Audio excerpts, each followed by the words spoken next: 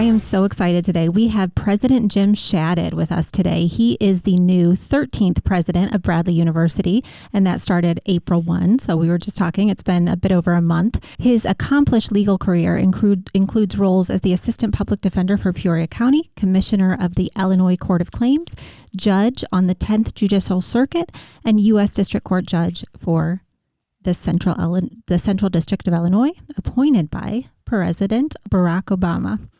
Shadid's deep connection to Bradley includes time as an adjunct professor and service on the Board of Trustees. He is also an alumnus with, we just learned, more than 20 family members who've attended the university. And beyond campus, he's contributed to the region through leadership roles with Boys and Girls Clubs of Greater Peoria and the Pediatric Resource Center. Quite a bio. I am so excited to have you. Thank you for joining. Thank you for having me, Misty. I'm looking forward to the visit. What is it like to become a judge? And, what are some of your most pivotal experiences, or I guess the moments you're most proud of? Well, I loved practicing law, which I did for 17 or 18 years before I became a state court judge. I really enjoyed being a state court judge.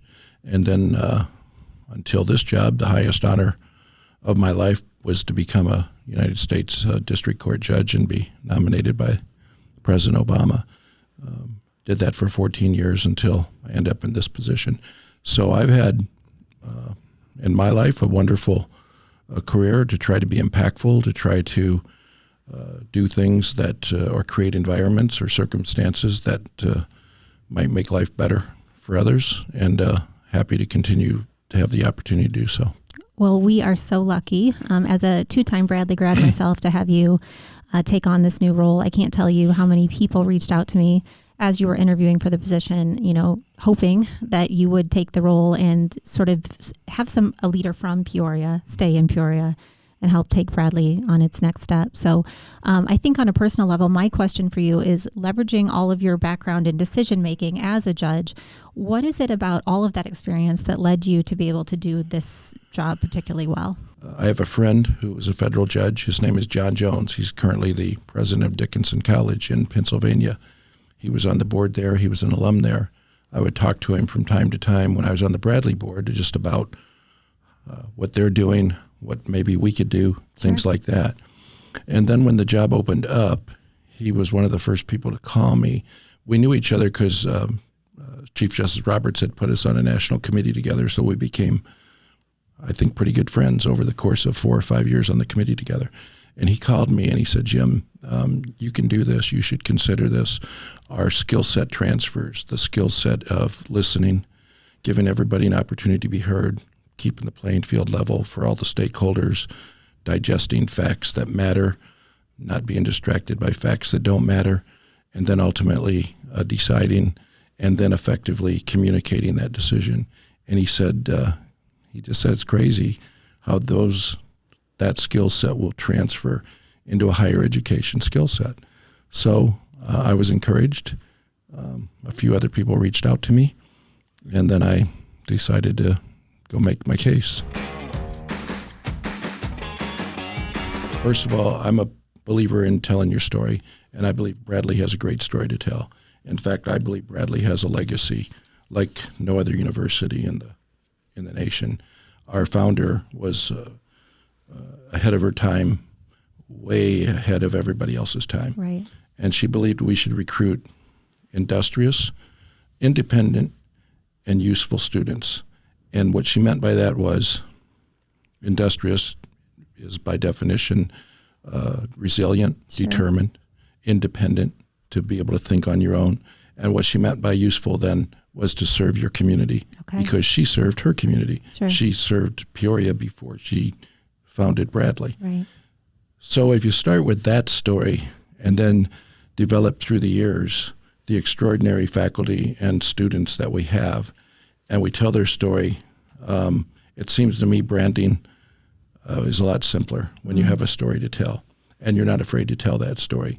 And so Bradley's brand or message or tagline, however you want to call it, whatever you do, be you. Mm-hmm. I mean, I'm fine with it, okay?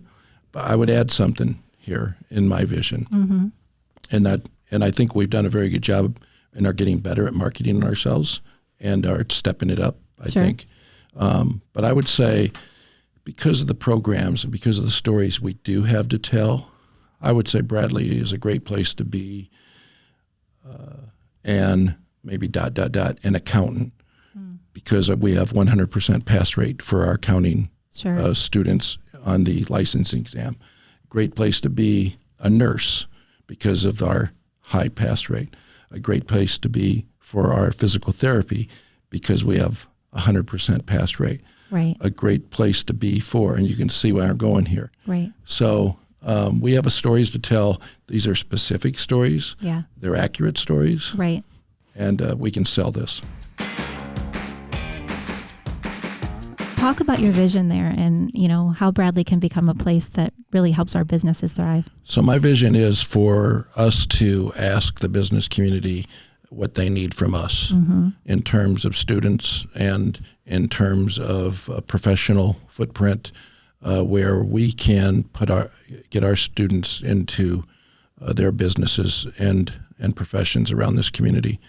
And the flip side of that is if we create, like they're trying to do, not only a place that's attractive for business, but a place that's attractive for people to live and grow and have a good experience, then our students, that helps us attract students and maybe helps that our students might stay here. Right.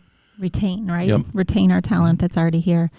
And we have sort of evolving industry in Peoria, right? Healthcare is becoming a really important future for us. So talk a little bit about maybe some of the programming and the evolutions to the programs that I know you're just a month in, but getting started on those conversations. I'm just a month in, but we do have good relationships with OSF and Carl, and we have a lot of collaboration in certain initiatives, and those continue to grow, and we'll continue to build upon those. We can debate whether we have too many programs or not enough programs, but we do have programs the students do want, and they enjoy those programs. They learn from those programs. What I think we need to do is go beyond that and create a larger student experience of campus life, more dining options, better residential options, more campus life options. And I believe that's where working with the Peoria Leadership Group and the city can help us, because that will involve the perimeter of our campus too. Right. And for instance, Main Street from One World down a few blocks, if that were to be developed into shops, boutiques, coffee shops, whatever it is, that will enhance the student experience. I believe enhance the neighborhoods. And make a better experience for everybody living in the area. I can't emphasize enough how intertwined the fortune and the future of both the University and Peoria community are to each other. There is no one person out there that can make all this happen. We need to make this happen on campus, working with faculty and students and staff. We need to make this happen working off campus with all of the community leaders and community volunteers and community people that want the best for both Peoria and Bradley. And so if we get this right, it will have taken all of us to do so, and many of us to do so, and both in the greater Peoria area and on Bradley and at Bradley University.